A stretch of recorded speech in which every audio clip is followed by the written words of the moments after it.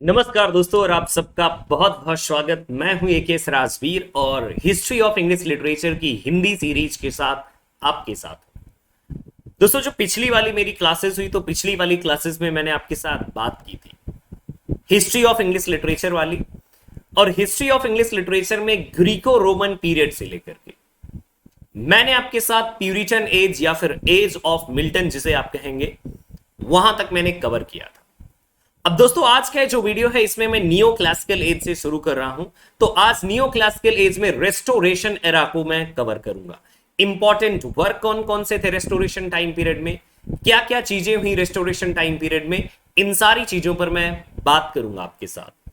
साथ में दोस्तों ये जो कुछ हाईलाइटेड पॉइंट है जैसे रेस्टोरेशन ऑफ मोनार्की, और साथ में दोस्तों रेस्टोरेशन के बाद और कौन से मेजर हिस्टोरिकल इवेंट्स थे, ग्लोरियस रेवोल्यूशन क्या था, एक्सक्लूशन क्राइसिस क्या थी, साथ में दोस्तों इस टाइम पीरियड में जो शटायर लिखी गई जैसे जो ड्राइडन ने लिखा उन पर बात करूंगा, और रेस्टोरेशन कॉमेडी पर भी मैं आपके साथ दोस्तों बात करने वाला हूं इस वीडियो में। तो वीडियो थोड़ा सा लेंदी हो सकता है बट रिक्वेस्ट करूंगा कि आप लास्ट तक अगर रहे तो मजा आ जाएगा, आपको एक बहुत ही बढ़िया इंफॉर्मेशन मिलेगी। You will get guys wonderful information. और एक आपको और बात बता दूं दोस्तों कि अगर आप यूजीसी नेट के एस्पिरेंट हैं सो मैं एक स्टार्ट कर रहा हूं नया बैच फ्रॉम 5th ऑफ मई से।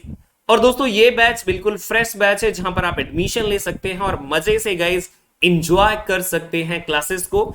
ज्यादा जानकारी के लिए दोस्तों आप मेरा नंबर है जो इसी नंबर पर आप मुझसे कांटेक्ट कर सकते हैं। और ये सब्सक्रिप्शन के प्राइसेस हैं। टीजीटी पीजीटी कोर्सेज भी दोस्तों मैं प्रोवाइड कर रहा हूं इस समय, सो यूपी टीजीटी पीजीटी कोर्सेज के लिए भी आप कांटेक्ट कर सकते हैं। अब बात करते हैं दोस्तों नियो क्लासिकल एरा की। नियो क्लासिकल एरा दोस्तों सबसे पहले हमें यह समझना चाहिए कि नियो और क्लासिकल का मतलब क्या है, जिसे दोस्तों हम क्लासिसिज्म के नाम से भी जानते हैं। क्लासिसिज्म, नियो क्लासिकल एरा ये एक ही चीज है दोस्तों। कई बार आपके एग्जाम में क्लासिसिज्म आ जाता है। बेसिकली मैं आपको बता दूं कि जो क्लासिकल एज है वो ये एज नहीं थी, ये इंग्लिश नियो क्लासिकल एज है। तो ओरिजिनल कौन थी? तो दोस्तों ओरिजिनल के लिए आंसर आता है कि जो रोमन पीरियड था दोस्तों, रोमन पीरियड, किंग अगस्टन का time period. So king Augustan का जो टाइम पीरियड था उसे हम classical age, age a classical age consider करते हैं। क्यों? क्योंकि वहां पर बहुत इंपॉर्टेंट ऑथर्स थे, पोएट्स थे, क्रिटिक्स थे, जिन लोगों ने राइटिंग की। Restoration time period, Augustan time period और transitional time period, English neo classical का जो गाइज ये पीरियड है उसके ये 3 पार्ट्स। तो दोस्तों नियो क्लासिकल क्यों कहा गया इनको, ये बात आती है दोस्तों। इनके लिए हम नियो क्लासिकल, शूडो क्लासिकल, जैसे PSEUDO, yes, pseudo classical, neo classical या फिर फेक क्लासिकल, क्योंकि ये क्लासिकल्स नहीं थे, ये सिर्फ इमिटेटर थे क्लासिकल्स के। जो रोमन पीरियड था guys, Augustan Roman time period, तो उस एरा के पोएट्स को, क्रिटिक्स को, ऑथर्स को ये लोग या प्ले राइट्स को गाइज ये क्या कर रहे थे, ये लोग इमिटेट कर रहे थे। दैट्स वाई इन्हें हम क्या बोलते हैं, नियो। नियो का मतलब होता है न्यू या फिर आप कह दीजिए pseudo, and classical having classical taste. तो दोस्तों नियो क्लासिकल के बारे में अब आप समझ गए होंगे कि ये neo classical era English neo classical era है जो रोमन पीरियड को इमिटेट करता है। ये क्लियर हो गई होगी बात गाइस। तो हम इनको फेक और सूडो इसलिए कहते हैं क्योंकि ये लोग अच्छे से इमिटेट नहीं कर पाए, they were not successful actually, so that's why guys हम इन्हें नियो बोलते हैं या सूडो या फेक बोल देते हैं कि ये फेक थे गाइस। ठीक है ना। अब प्रोसीड करते हैं कि इसके 3 पार्ट्स हैं और शुरू कब हुआ गाइस, ये 1660 में। मैंने जो पिछला वाला वीडियो बनाया था ना एज ऑफ मिल्टन पर, या फिर आप जिसे कहेंगे दोस्तों Puritan era, Caroline time period और प्यूरिटन इंटर्गनम की बात वहां पर मैंने की थी। पिछला वीडियो देख लीजिएगा, इसके डिस्क्रिप्शन में लिंक है, सारे लिंक्स दिए हुए हैं। सो नियो क्लासिकल एरा दोस्तों 1660 से इसलिए शुरू होता है क्योंकि 1660 में जो चार्ल्स या सेकेंड थे, क्योंकि वो एग्जाइल में थे, चार्ल्स फर्स्ट को बिहेडेड किया गया था गाइस, कब, 1649 में, यानी कि सर कलम कर दिया गया था चार्ल्स सेकेंड का। क्यों? क्योंकि दोस्तों वो एक लैविश किंग था। और यहां दोस्तों जो चार्ल्स सेकेंड थे उनको फ्रांस से बुलाया गया था। वो एग्जाइल में थे, डर के मारे भाग गए थे, इंग्लैंड छोड़ करके फ्रांस में रह रहे थे। तो फ्रांस से चार्ल्स सेकेंड को बुलाया गया था कि आइए और आप अपना सिंहासन, जो राज सिंहासन है, वो लीजिएगा। दिस इज व्हाट की यहां पर चार्ल्स सेकेंड का रेस्टोरेशन होता, यानी रेस्टोरेशन ऑफ मोनार्की के नाम से इसे हम जानते हैं दोस्तों। 1660 restoration of monarchy.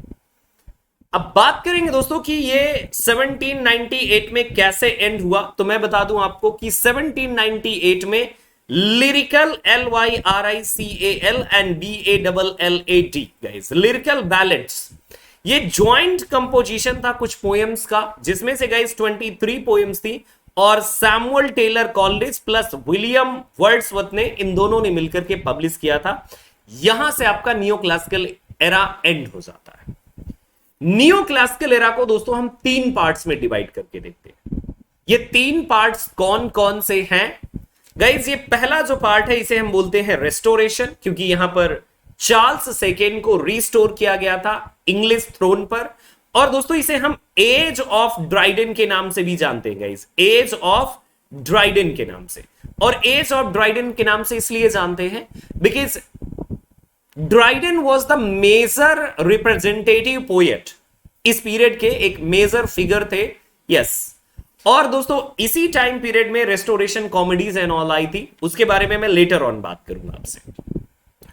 Augustan era दोस्तों, ये जो अगस्टन आप नाम देख रहे हैं, तो मैंने भी आपको बताया कि एक रोमन किंग थे, king Augustus Caesar. And king Augustus Caesar वो लवर थे, बहुत ही ज्यादा आर्ट, ब्यूटी, लिटरेचर को बहुत पसंद करते थे। और जब वो किंग थे रोम के, सो दोस्तों उन्होंने आर्ट, लिटरेचर, ब्यूटी को प्रमोट किया। इसीलिए जो अगस्टन्स थे, यानी कि इस नियो क्लासिकल के अगस्टन, वो उसी टाइम पीरियड के ऑथर्स की जैसे मतलब राइट करना चाहते थे, क्योंकि इस एज के मेजर जो आपके पोएट हैं वो हैं एलेक्जेंडर पोप। और भी हैं दोस्तों बहुत सारे, आपके पीरियोडिकल्स भी आई इसी टाइम पीरियड में, राइज ऑफ नॉवल भी हुआ इसी टाइम पीरियड में। और 18th सेंचुरी को age of prose and reason भी कहा मैथ्यू अर्नोल्ड जैसे लोगों ने। सो गाइज यू नो कि एज जो अगस्टन एज है, इसे हम एज ऑफ पोप भी बोलते हैं। और ये किंग अगस्टन के नाम, किंग अगस्टस सीजर के नाम पर अगस्टन एज इसका नाम रखा गया था। इसके बाद दोस्तों आ जाते हैं हम ट्रांजिशनल पीरियड पर। ट्रांजिशनल पीरियड गाइज ये वो पीरियड है कि जब नियो क्लासिकल से रोमांटिक्स की तरफ लिटरेचर का जो मोड था या जो टर्न था वो होने लगा। ट्रांजिशनल पीरियड मतलब परिवर्तन वाला पीरियड गाइस, और इसे हम एज ऑफ जॉनसन या फिर एज ऑफ सेंसिबिलिटी भी बोलते हैं। नोट कीजिएगा, एज ऑफ जॉनसन या फिर एज ऑफ सेंसिबिलिटी बोलते हैं दोस्तों। और ये 1745 से 1798 तक है। ये दोस्तों 1700 से 1745 तक एंड 1660 से 1700 तक ये टाइम पीरियड है। तो मुझे दोस्तों लग रहा है कि आपको नियो क्लासिकल एज और उसके 3 पार्ट्स क्रिस्टल क्लियर होंगे। नहीं क्लियर हैं, बैक कीजिए इस वीडियो को, एक बार और देखिएगा।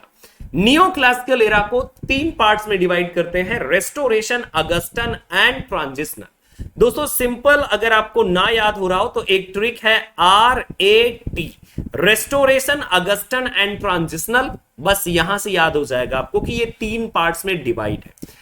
टाइम पीरियड याद रखने के लिए भी दोस्तों मेरे पास एक टेक्निक है, रेस्टोरेशन 1660, रेस्टोरेशन ऑफ मोनार्की से 1700, इसके बाद 1700 से 1745 और इसके बाद गई 1745 से 1798।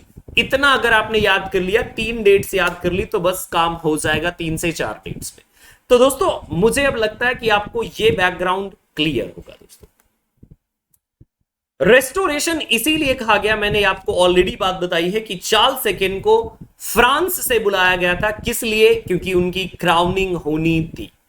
एज ऑफ ड्राइडन भी दोस्तों बोलते हैं। अब आ जाते हैं हम हिस्टोरिकल बैकग्राउंड में, क्योंकि दोस्तों जो चार्ल्स सेकेंड थे, तो चार्ल्स सेकेंड भी एक लैविश किंग ही थे। आपने जो पढ़ा है चार्ल्स फर्स्ट के बारे में, ही वॉज लैविश किंग, बहुत सारी मिस्ट्रेसेस थी।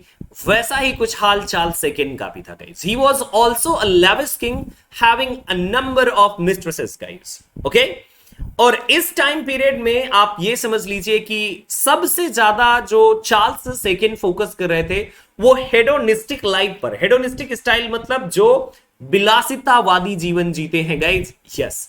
और इसीलिए इनके इस विलासी लग्जरियस लाइफ को लेकर के इनका इस टाइम पीरियड का नाम मैरी मोनार्क गाइज पड़ गया था। अब दोस्तों देखा जाए अगर तो इस टाइम पीरियड में पार्लियामेंट को भी रिस्टोर किया गया था गाइज। और इसके बाद एक और इंपॉर्टेंट इंसिडेंट आता है गाइज, अगर आप देखें तो एक और पीरियड है जो जेम्स सेकंड कहा जाता है।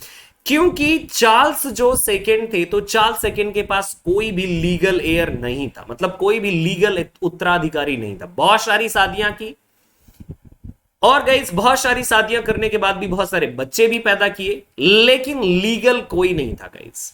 और इसीलिए बात आ गई कि अब राजा कौन बनेगा। तो जेम्स सेकंड जो चार्ल्स सेकंड का भाई था वो, तो दोस्तों वो सिनिकल माना जाता था कि मतलब वो ठीक ठाक किंग नहीं है, बेकार है। सो दैट्स व्हाई गाइस थोड़ा सा कॉन्फ्लिक्ट क्रिएट हो जाता है। इस टाइम पीरियड में कई सारे मेजर इंसिडेंट हुए। सबसे पहले मैं बात करूंगा दोस्तों आपके साथ कि यहां पर वॉर्स विद डच, यानी एंग्लो डच वॉर के नाम से दोस्तों इसे जाना जाता है। एंग्लो डच वॉर ये रेस्टोरेशन टाइम पीरियड में हुआ। इसके बाद दोस्तों अगर देखें 65-66 में plague, great plague in London, तो एक बार दोस्तों प्लेग भी आ गया इसी टाइम पीरियड में। और 66 का जो टाइम पीरियड है जो दोस्तों जाना जाता है किस लिए, ग्रेट फायर ऑफ लंदन के लिए। और 66 को मेरी बातों में अगर आप याद रखें गाइस तो इसे ईयर ऑफ डेविल के नाम से जाना जाता है गाइस, यस। लेकिन ये ईयर ऑफ डेविल कन्वर्ट हो चुका था ईयर ऑफ मिरेकल में गाइस, ईयर ऑफ मिरेकल में। क्यों?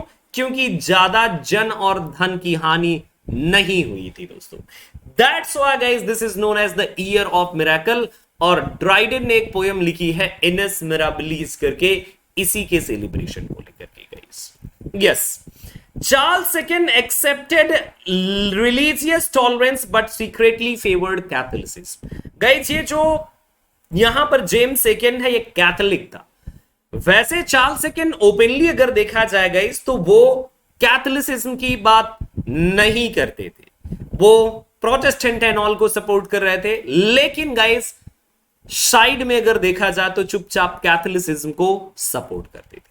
और इसी टाइम पीरियड में दोस्तों एक बहुत ही इंपॉर्टेंट इंसिडेंट हुआ जिसे हम बोलते हैं पॉपिस प्लॉट गाइस।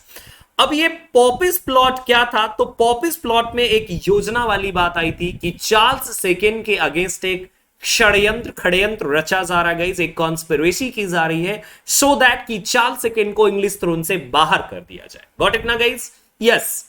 और एसिसिनेशन और लीडर कौन था गाइस? आपके एग्जाम में क्वेश्चन आता है पॉपिस प्लॉट का, सो टीटस ओएटस। और मैं आपको दोस्तों और भी बता दूं कि यहां पर ये जो एक्सक्लूशन क्राइसिस है, एक्सक्लूशन क्राइसिस भी एक बहुत इंपॉर्टेंट इंसिडेंट है age of guys restoration age का। एक्सक्लूशन क्राइसिस क्या है? यहां पर दोस्तों जो एक इलीगल सन था चार्ल्स सेकंड का, Duke of Manmath, Duke of Manmath rebellion guys इसे हम कह सकते हैं। और ड्यूक ऑफ मनमथ जो था गाइस तो वो उनकी एक मिस्ट्रेसेस का सन था जिसको अर्ल ऑफ सेप्टेसबरी ने बहुत ही ज्यादा गाइस, जिसको मैं कह सकता हूं अर्ल ऑफ सेप्टेसबरी, तो जिसने बहुत ज्यादा उकसाया था कि तुम राजा बन सकते हो अपने पिता के अगेंस्ट विद्रोह करके। यस गाइस कि तुम simply go against your will of father, will of your father and then you will be the king. So दोस्तों एक्सक्लूशन क्राइसिस 7981।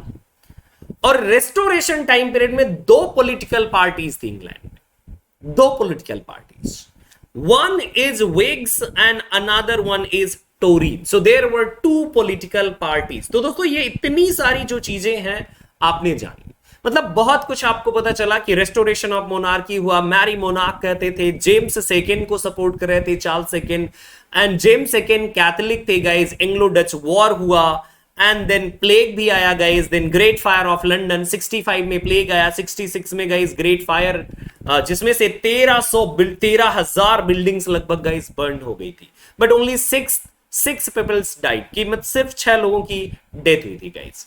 इसके बाद पॉपिस प्लॉट की भी मैंने आपसे बात की, एक्सक्लूशन क्राइसिस की बात की, और विक्स एंड टोरीज पार्टीज की भी बात की। दोस्तों ये कुछ सीन्स हैं अगर आप देख पा रहे हैं अपनी स्क्रीन में, और ये एंग्लो डच वॉर का एक सीन है। दूसरा वाला सीन है guys, yes this is a scene of Charles the second. Charles the second lavish king, और बहुत ज्यादा गाइस वो क्या कर रहा था कि लोगों को मतलब अपनी मिस्ट्रेसेस को काफी पैलेस गिफ्ट करता था, कोई बहुत बड़ी बड़ी चीजें गिफ्ट कर रहा था Charles second. Now guys, Charles II dissolved the parliament and imprisoned Earl of Shaftesbury, क्योंकि guys Earl of Shaftesbury ने चार्ल्स सेकेंड के एक इलीगल चाइल्ड जिसका नाम था ड्यूक ऑफ मनमथ उसको उकसाया था। That's why guys इसको प्रिजन में डाल दिया गया था, क्योंकि ये विक्स पार्टी से भी था guys. Yes, and then parliament के विदाउट किंग ने रूल किया गाइज, गॉट इट। लेकिन जल्दी ही 1685 में due to illness Charles second की डेथ हो जाती है गाइस। और चार्ल्स सेकेंड की डेथ के बाद during his reign he had number of mistresses and all, but guys कोई लीगल एयर नहीं था। दैट्स व्हाई चार्ल्स सेकेंड के बाद जेम्स सेकेंड इंग्लिश थ्रोन में आ गए guys. And now what was happening, जो जेम्स सेकेंड थे गाइस, तो जेम्स सेकेंड ने बहुत बड़ा काम किया। जेम्स सेकेंड ने एक जो बड़ा काम किया गाइस, तो इंग्लैंड, वेल्स एंड आयरलैंड पर रूल करने का काम किया guys after death of Charles second. और इसके बाद दोस्तों इसने एक एक्ट ये लेकर के आए जिसका नाम है एक्ट ऑफ यूनियन। ये बहुत इंपॉर्टेंट है guys, act of union. This is one of the important guys act जो 1707 में लेकर के आए और आयरलैंड, वेल्स और इंग्लैंड को एक किया, इसीलिए इसका नाम यूनियन है, एक्ट ऑफ यूनियन गाइस। लेकिन मैं आपको बता दूं दोस्तों, क्योंकि जेम्स जो थे तो वो सेकेंड सन थे चार्ल्स फर्स्ट के। चार्ल्स फर्स्ट के 2 सन थे।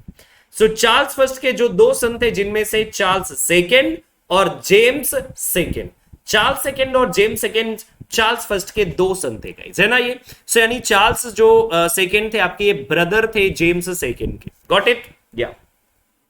अब इस टाइम पीरियड में गाइस क्या क्या हुआ, इस टाइम पीरियड में गाइस एक तो पहली बात 1685 में जेम्स स्कॉट जो ड्यूक ऑफ मनमथ थे, सो ये रिबेलियन हुआ। मैंने आपको बताया था गाइस कि जो आपके चार्ल्स सेकेंड थे इनकी डेथ भी 1685 में हुई थी। और दोस्तों ये जो मनमथ रिबेलियन है ये बहुत ही ज्यादा फेमस है, क्योंकि इसको ड्यूक ऑफ मनमथ ने लीड किया था। ड्यूक ऑफ मनमथ वही guys illegal child of Charles the second, उसी ने ये किया था गाइस। यस, लेकिन मैं आपको बता दूं कि जो जेम्स सेकेंड है वो किंग बने थे इंग्लैंड के। हाँ, ये कैथोलिसिज्म को सपोर्ट कर रहे थे गाइस। नाउ 1688 का टाइम पीरियड था गाइस कि जब समझ लीजिए कि ये किंग बन गए, लेकिन इंग्लैंड के लोगों में अभी शांति नहीं थी।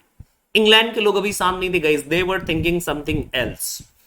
सो that's why guys glorious revolution, why this is known as glorious revolution. इसका नाम हम ग्लोरियस रेवोल्यूशन क्यों लेते हैं? सो देन गाइस आंसर है क्योंकि ये एक ऐसा रेवोल्यूशन था जिसमें कुछ भी नुकसान नहीं हुआ था। गाइस व्हाट हैपेंड कि जो इनके सन इन लॉ थे जेम्स फर्स्ट सेकेंड के, विलियम थर्ड ऑफ ऑरेंज, और इनकी डॉटर थी मैरी सेकेंड। सो इनको दोनों को गाइस बुलाया गया इंग्लिश थ्रोन पर बैठने के लिए। क्यों? क्योंकि लोगों को कैथोलिक किंग जेम्स सेकेंड पसंद नहीं थे। दैट्स व्हाई गाइस जैसे ही जेम्स सेकेंड को पता चला कि यस मेरी डॉटर और मेरा दामाद यानी सन इन लॉ दोनों लोग आ रहे हैं अटैक करने के लिए इंग्लैंड में, एंड यस किंगडम चाहिए उन्हें, सो दैट्स व्हाई गाइस ये छोड़ करके मैदान ही भाग गए। And then William third of Orange and Mary second दोनों लोग इंग्लिश थ्रोन पर बैठ गए guys. So this is what की 1688 में ग्लोरियस रेवोल्यूशन के बारे में गाइस हम जानते हैं।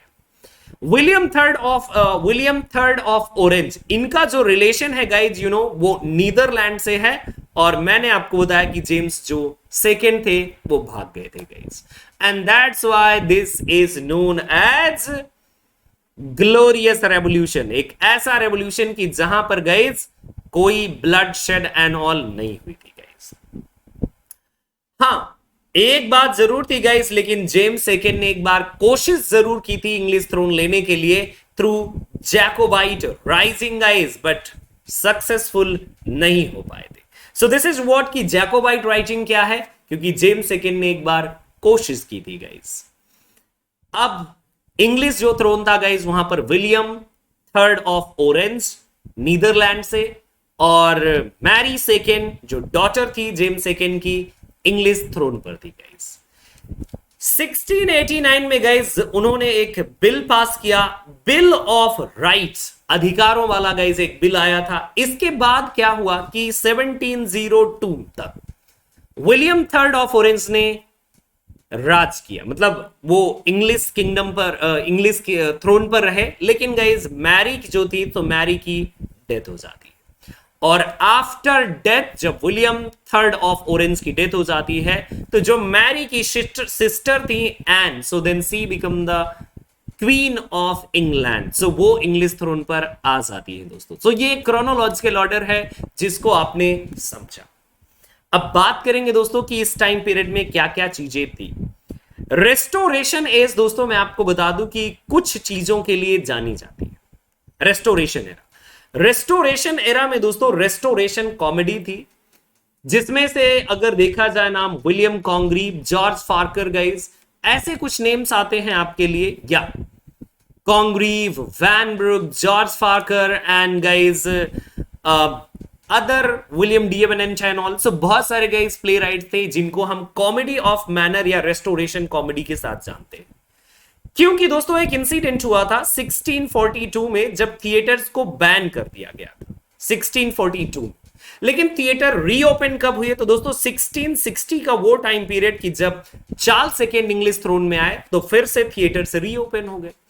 और जब रीओपन हुए थिएटर, तो मैंने आपको बताया था कि जो चार्ल्स सेकेंड थे वो एक लैविश किंग थे, जैसे राजा वैसी प्रजा। सो गाइस ये कॉमेडी ऑफ मैनर है क्या? कॉमेडी ऑफ मैनर मतलब जो अपर क्लास सोसाइटी है उनके मोरल्स, मैनर्स, उनके multiple love affair, sexual relations, और गाइस बहुत सारी चीजों को एक्सप्लोर किया जाता है कॉमेडी ऑफ मैनर्स में गाइस। Got it? इस टाइम पीरियड में, रेस्टोरेशन टाइम पीरियड में गाइस, आपके जॉन ड्राइडन एक मेजर पोएट रहे। जॉन ड्राइडन ने गाइस एब्सोल्यूट में Achitophel, Alexander's Feast, Annus Mirabilis, all for love जैसा play, and you know conquest of Granada, Indian emperor, so guys कुछ ऐसे करके वर्क लिखे, बहुत सारे वर्क लिखे गाइस जॉन ड्राइडन ने। बट जॉन ड्राइडन का जो बिहेव है guys, he was poet laureate, but guys John Dryden ऐसे थे कि जो कहीं भी कभी भी खिसक जाते थे, बिना पेंदी वाले थे गाइस। बिना पेंदी मतलब कि कोई इनका सरफेस नहीं था कि जहां पर स्टेबल रहे। ही चेंज्ड विद द मोनार्की, ऐसा सैमुअल जॉनसन ने भी कहा है गाइस। सो रेस्टोरेशन पोइट्री जो थी गाइस सटायरिकल पोइट्री थी, जहां पर सटायर मेजर फॉर्म था। मैं आपको लिखे दे रहा हूं गाइस, सटायर मेजर फॉर्म था, और हीरोइक कपलेट में ही सारी चीजें लिखी जाती थी। सटायर एक दूसरे पर चलेगा, comedy of manner, heroic tragedy guys इसी टाइम पीरियड में आई। तो इसी टाइम पीरियड में गाइस आपके जॉन मिल्टन भी थे। जॉन मिल्टन ने 1667 में पैराडाइज लॉस्ट लिखा था। एब्सोल्यूट में निकिटोफिल जो बहुत ही फेमस वर्क है जॉन ड्राइडन का, 1681 में आया था। और जॉन बनियान का बहुत ही इंपॉर्टेंट वर्क 1678 में आया था, जिसका नाम है पिलग्रिम्स प्रोग्रेस। दोस्तों मैं यहां पर आपको कुछ चीजें थ्रू ट्रिक्स याद करा देता हूं। देखिए, अब आप याद रखेंगे गाइस कि प्लेग कब आया था। प्लेग सो गाइस इसके लिए 1665 है। ग्रेट फायर ऑफ लंदन सो 1666, और इसी टाइम पीरियड में गाइस एंग्लो डच वॉर भी हुआ था। एंग्लो डच वॉर हुआ था ट्रेड को लेकर के, मतलब व्यापार को लेकर के लड़ाई थी गाइस। जो अदर कंट्रीज थी, आउटर कंट्रीज, उनसे लेकर के लड़ाई थी। इसके बाद दोस्तों मैं आपको 1667 में मैं आपको बता दूं कि पैराडाइज लॉस्ट जॉन मिल्टन का आया था। इसके बाद दोस्तों 78 को अगर आप याद रखें, 1678, तो दोस्तों यहां पर आया था पिलग्रिम्स प्रोग्रेस। और अगर आप याद रखें 1681, तो जहां पर आया था एब्सोलेम एंड एचटोफिल। बाकी मैं दोस्तों आपको बता दूं कि इस टाइम पीरियड में रेस्टोरेशन जो कॉमेडी है बहुत इंपॉर्टेंट है। ऑल फॉर लव जैसा वर्क बहुत इंपॉर्टेंट है गाइज आपके लिए।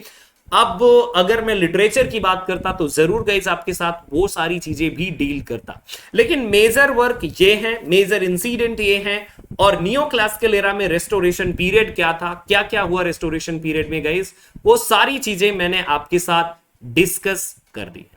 अगला जो दोस्तों मेरा टॉपिक होगा, तो अगले टॉपिक में मैं आपसे बात करूंगा अगस्टन पीरियड के बारे में, एज ऑफ पोप के बारे में। उम्मीद करता हूं गाइस कि आपको ये वीडियो पसंद आया होगा। और एक बहुत ही इंपॉर्टेंट इंफॉर्मेशन गाइस लास्ट में और फर्स्ट में जो मैं देता हूं, अगर आपको दोस्तों टीजीटी पीजीटी कोर्सेज चाहिए, UP TGT PGT complete course, मजेदार कोर्स गाइस, ऑलरेडी चल रहा है हमारा कोर्स, और आप ज्वाइन कर सकते हैं, मुझे इस नंबर पर मैसेज कर सकते हैं जो भी आपकी क्वेरीज हो। इसके बाद दोस्तों मैं आपको बता दूं 5 ऑफ मई से हमारा एक नया बैच शुरू हो रहा है यूजीसी नेट का, 5 ऑफ मई से। So guys you may take subscription, ये प्लान है सब्सक्रिप्शन के। कोई आपको इंफॉर्मेशन चाहिए 9125090515 पर आप मुझे मैसेज, व्हाट्सएप, कॉल कुछ भी कर सकते हैं। ओके तो दोस्तों ये देखिए बेनिफिट होते हैं आपके लिए सब्सक्रिप्शन के, क्या क्या चीजें आपको मिलती हैं। जैसे दोस्तों कि यहां पर आपको प्लस सब्सक्रिप्शन और आइकॉनिक सब्सक्रिप्शन दो टाइप के ऑप्शन मिलेंगे। प्लस सब्सक्रिप्शन में हम लोग ये सारी चीजें प्रोवाइड करते हैं, जैसे बढ़िया आपको इंडिया के बेस्ट एजुकेटर ट्यूटर से क्लासेस मिलेंगी, लाइव इंटरेक्टिव रहेंगी, स्ट्रक्चर्ड पीडीएफ आपको मिलेंगे और कोर्स मिलेगा, टेस्ट सीरीज भी आपको मिलेंगी। लेकिन आइकॉनिक सब्सक्रिप्शन में क्या एक्स्ट्रा है दोस्तों, आइकॉनिक सब्सक्रिप्शन में ये सब मिलेगा, लेकिन इसके साथ साथ आपको मिलेगा पर्सनल कोच, डाउट सॉल्विंग और प्रिपरेटरी स्टडी मटेरियल और इंटरव्यू प्रिपरेशन भी आपको हम प्रोवाइड करते हैं। तो दोस्तों आइकॉनिक सब्सक्रिप्शन और प्लस सब्सक्रिप्शन के डिफरेंसेस यहां पर दिए हैं, अगर आप देख पा रहे हैं अपनी स्क्रीन में guys. Yes, so you all are most welcome. और गाइज आप ये जब भी कोर्स लेंगे तो एक कोड यूज कीजिएगा, AKS राजवीर, ये मेरा नाम है गाइज, AKS राजवीर, है ना। यस, AKS राजवीर कोड को यूज करेंगे, 10% का आपको डिस्काउंट मिलेगा। और 10% डिस्काउंट के साथ गाइज आप जैसे 6 मंथ कोर्स ज्वाइन कीजिएगा प्लीज, ताकि आप 6 महीने में पूरा कवर कर पाए। 6 मंथ में आपको डिटेल कोर्स और crash course, practice course, test series, paper 1 paper 2 दोनों आपके बहुत अच्छे से कंप्लीट हो जाएंगे गाइस। तो ये 10,125 रुपीज ही आपको पे करना पड़ेगा AKS राजवीर कोड यूज करने के बाद। इसके पहले अगर पे करेंगे तो 10% और बढ़ जाएगा गाइस, ज्यादा आपको पे करना पड़ेगा, ठीक है। So thank you so much, bye and take care. फिर से मिलूंगा गाइस आपसे, तब तक के लिए नमस्कार। और सब्सक्राइब कीजिएगा, शेयर भी कीजिएगा अपने फ्रेंड्स के साथ। Thank you so much.